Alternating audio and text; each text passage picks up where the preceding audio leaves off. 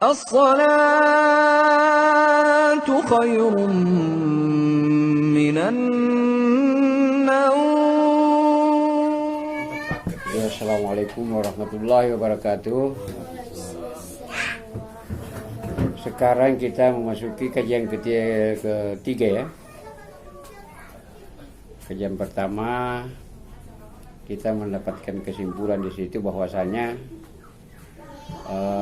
manusia diciptakan oleh Allah Subhanahu wa taala, tujuan utama adalah untuk menyembah kepada Allah Subhanahu wa taala. Itulah dasar utama dalam hidup di dunia ini. Dan sebagai hablum minallah, tidak boleh putus antara Allah dan hambanya. Begitu besar kasih sayang Allah Subhanahu wa taala, tidak diciptakan begitu saja. Habis diciptakan tidak dilepas begitu saja. Karena kalau dilepas begitu saja, bisa saja dia masuk neraka. Iya kan? Sementara Allah Subhanahu wa taala menyiapkan di sana, di pintu gerbang kedua, pintu gerbang ada apa itu? Gapura. Nah, itu gapura besar. Karena semua manusia mau lewat di situ. Gapuranya kubur. Nah, gapura kuburan. Harus lewat di situ semua. Nah, di sebelahnya itu yang terakhir di ujungnya itu ada neraka, ada surga.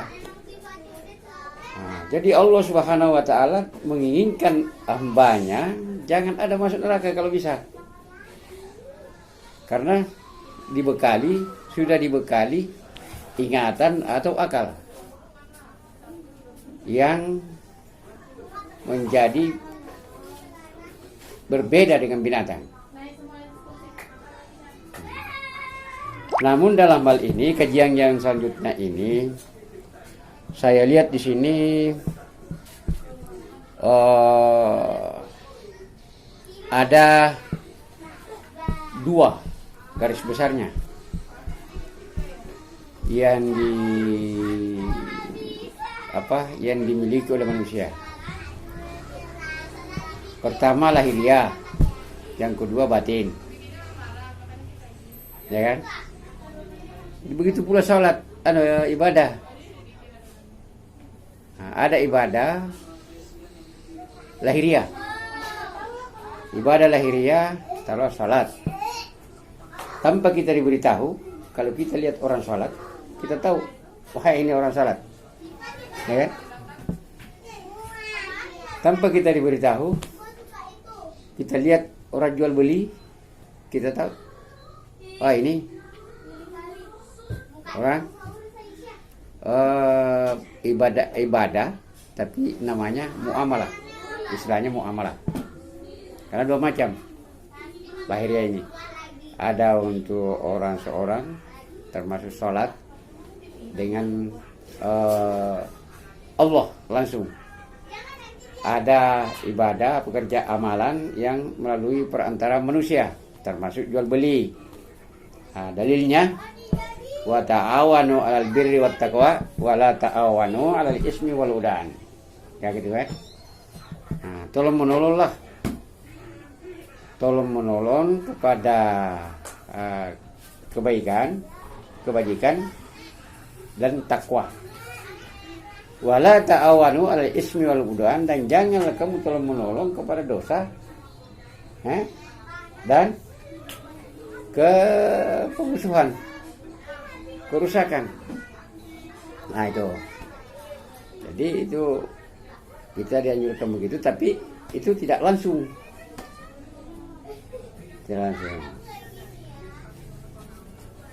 Jual beli termasuk ibadah itu. Dapat pahala. Nah, sekarang kita memasuki kajiannya di sini bagian batin. Kalau di batin ini ada yang sangat perlu disimak. Saya di sini di hati ini ada tantangan dari dalam. Tantangan-tantangan ini artinya bisa membawa kita rusak. Apa itu?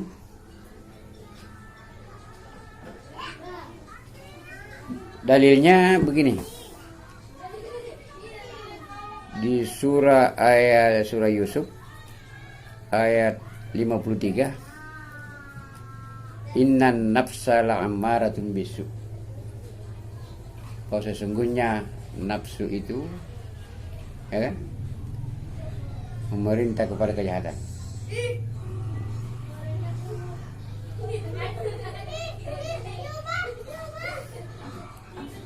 Jadi kalau kita tidak bisa mengatasi nafsu yang ada dalam diri kita ini, karena nafsu ini ditunggangi oleh iblis, sehingga kita bisa terjerumus ke kekafiran. Mudah kita jadi kafir, mudah kita tergolong ke kemunafikan, bahkan bisa kita kemusyrikan karena adanya pengaruh nafsu, ya kan? Sehingga Rasulullah Sallallahu Alaihi Wasallam suatu pulang para sahabat waktu di perang Badar, ya, perang Badar yang paling besar, ya, dengan perang Uhud. Di situ boleh dikata itu orang berenang di darah. Itu namanya perang fisik. Jadi perang yang paling luar biasa itulah perang Badar, perang Uhud. Itu sebenarnya kan perang besar itu. Nah, kenapa waktu kembalinya Rasulullah dari peperangan itu diingatkan para sahabat?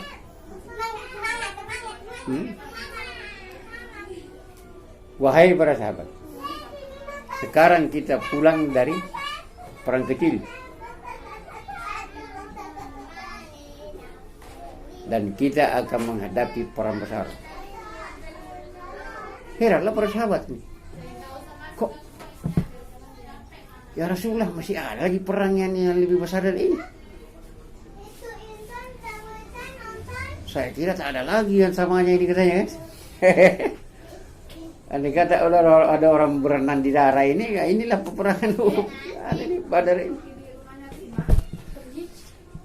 Nah, disebutkan dalam hadis Rasulullah Sallallahu Alaihi Wasallam, Abdul jihadi ayu jahidu rajuluh nafsahu wa hawa. Yang mulia peperangan, yang mulia jihad yang mulia adalah seorang laki-laki memusuhi hawa nafsunya.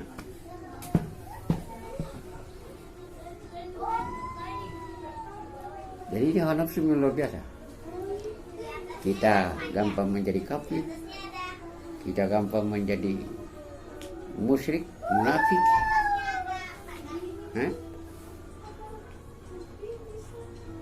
Kalau diteruskan nafsu ini, artinya banyak-banyak kita dibawa ke keinginan kita ini, dibawa kepada kekafiran. Contoh, minuman air putih ini kan, kalau kita minum air putih kan sehat. Susu, kopi susu, ya kan, teh susu, itu kan sehat. Andai kata di sini ada tua atau khamar, minuman khamar, seolah-olah manusia ini banyak yang memilih khamar ini, minuman khamar ini, daripada ini. Gampang terpengaruh ke sini. Padahal nyata-nyata ini larangan nih. Pahit lagi.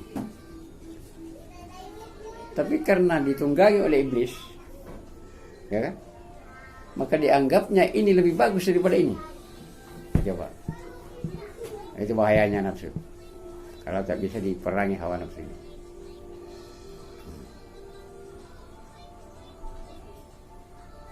Jadi artinya keinginan dikendalikan di sini.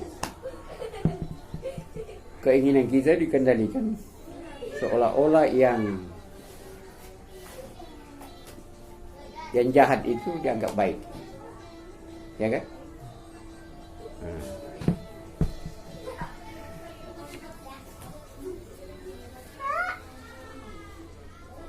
Jadi bila mana kita tidak pintar untuk memusuhi hawa nafsu ini, maka gamparlah seseorang itu terjerumus kepada kekafiran, kemunafikan, dan lain-lainnya.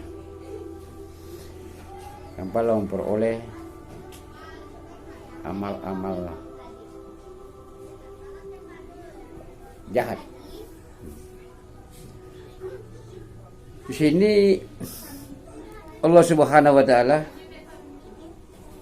di dalam firman-Nya di surah apa ini? Az-Zariyat ayat 40 dan 41. Bagi orang yang berhasil memerangi hawa nafsunya, saya lihat di sini ada imbalan luar biasa.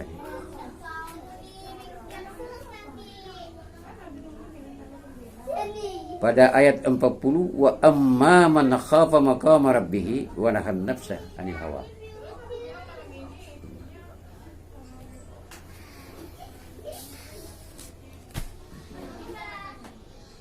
Wa amma man khafa maqama rabbih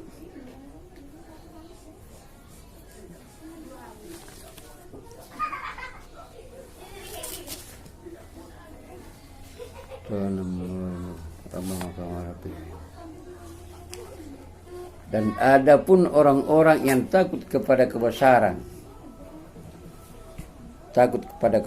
Tuhannya dan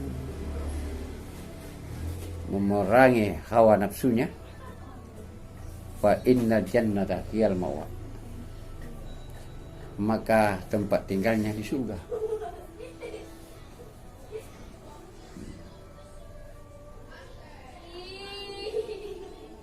Tapi kalau tidak ada nafsu, tidak bagus juga. Contoh, kalau ada tidak kurang nafsu orang, ya kurang nafsu makan, bisa ini malas makan, ya kan? Itu, tapi itu nafsu bagus. Bahkan yang mendapat panggilan masuk surga juga, ila rabbikir radiyatan mardiyah fadkhulil jannah, yaitu nafsu mutmainnah. Ya ayuhan nafsul mutmainnah irji ila rabbikir radiyatan mardiyah fadkhuli fi ibadati fadkhuli jannati. Masya Allah. Jadi untuk mengatasi nafsu ini, inilah kita mau dalami bagaimana caranya supaya kita bisa atasi nafsu jahat.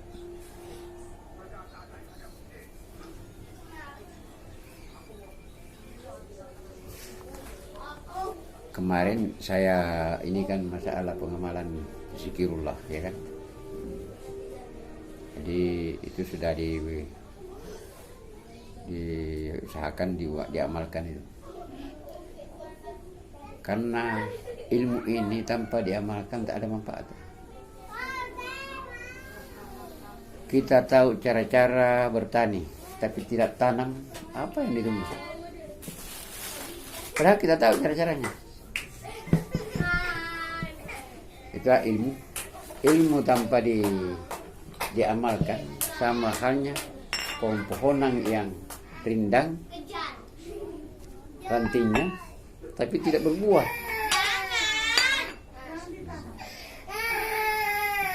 Kecuali diamalkan.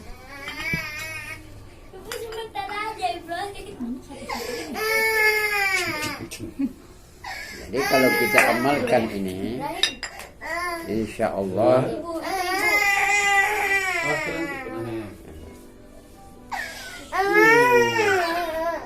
Dan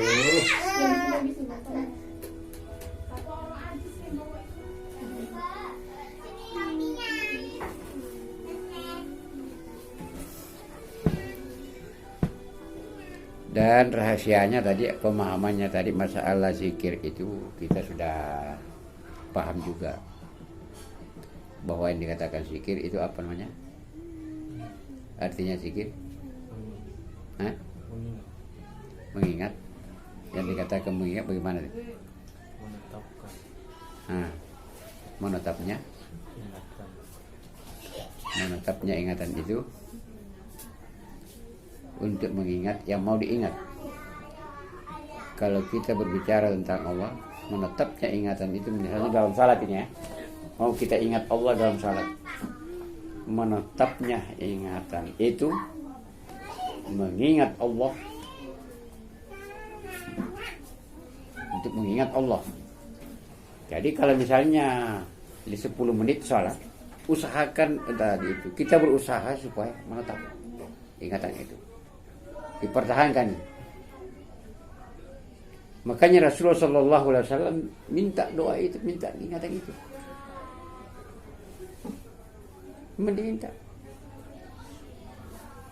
Allahumma inni ala zikrika wa syukrika wa husni ibadati. 3 kali diminta itu. Itu selalu saya amalkan. Kalau selesai salat mau berdoa, saya ambil itu. Karena beliau almarhum Kiai Haji Junaid Sulaiman begitu caranya. Karena ternyata hadis, tapi doa kan. Tolonglah aku ya Allah untuk mengingatmu. Ini Rasulullah sendiri minta tolong, minta ingatan itu. Tolonglah aku ya Allah untuk mengingatmu. Dan tolonglah aku ya Allah untuk mensyukurimu. Dan tolonglah aku ya Allah untuk memperbaiki ibadahku kepadamu. Ada.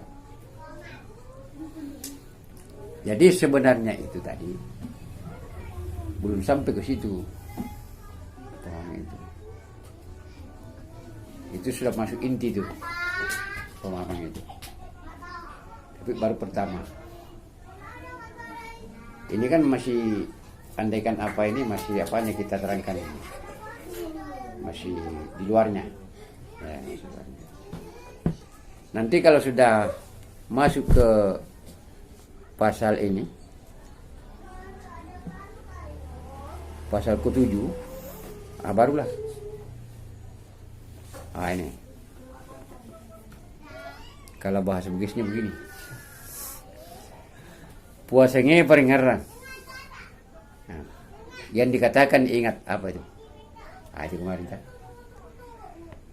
Kemudian Napoleye peringaran. Kedatangannya ingatan itu. Apakah memang sumbernya dari manusia atau dari Allah? Kan begitu. Kalau manusia sumbernya, artinya bersamaan muncul dengan sendirinya dari manusia itu sendiri, tanpa artinya pemberian dari Allah. Berarti manusia tak ada pelupa, ya kan? Sementara kita ini pelupa semua, ada lupa semua.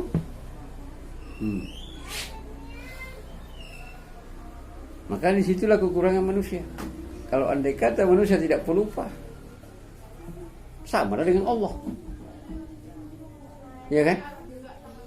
Karena ingatan itu hanya kiriman, pemberian nikmat yang luar biasa dalam tubuh.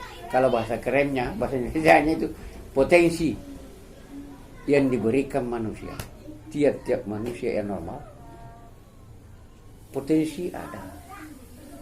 Apa dia mau bisa? Di mana ada kemauan, di situ ada jalan.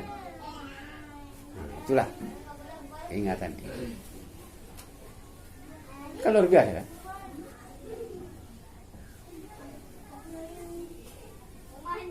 Orang bisa hafal 30 juz Al-Quran dengan dasar ingatan. Itu kan luar biasa. Tetapi kalau tidak diulang-ulang, sampai menetapnya itu hafalan, sampai tersimpannya di memori, itu masih gampang lupa, masih mudah terlupakan. Nah itu paham itu, kayak yang hafal kayak Heri. Nah ini katakan itu menghafal, ingat, diingat itu, hafalan itu. Jadi ingatnya kalau menghafal itu satu ayat, paling tidak itu 5 kali atau 40 kali diulang-ulang itu baru bisa menetap. Itu adalah katakan ingatan. Makanya dalam sholat itu betul hanya 5 menit atau 10 menit. Karena begitu apanya itu, karamatnya itu ingatan. Batal iblis itu. Jangan ingat. Biar ingatannya itu di luar daripada ingatan mengingat Allah. Iya kan? Karena kalau full dia ingatannya kepada Allah, itu namanya salat yang berisi. Karena yang diminta Allah di sini dalam salat ingatan. Kalau kita salat itu, yang dikatakan salat itu, arti salat itu adalah berhadapnya hati kepada Allah. Ya. Dihatapkan hati, artinya berhadap, diarahkan ingatan kita kepada Allah Subhanahu wa taala dengan berkata-kata dan berbuat. Apa berkata-kata? Bacaan salat. Berbuat itu rokok, sujud, ya kan? Nah, itu namanya. Makanya dikatakan di sini, orang berilmu, artinya orang yang mengetahui, orang yang mempelajari tentang ini, masalah ini, pasti beda salatnya itu dengan orang yang belum tahu, yang belum pelajari. Satu, karena kalau dia lupa, dia pikirannya ke sana, langsung dia ingat itu, tidak menetapi. Kan ada kata-kata menetapi, ya kan? Tidak fokus ini. Yang kedua, ada namanya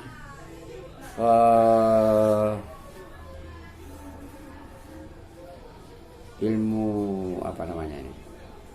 Ihsan, ya.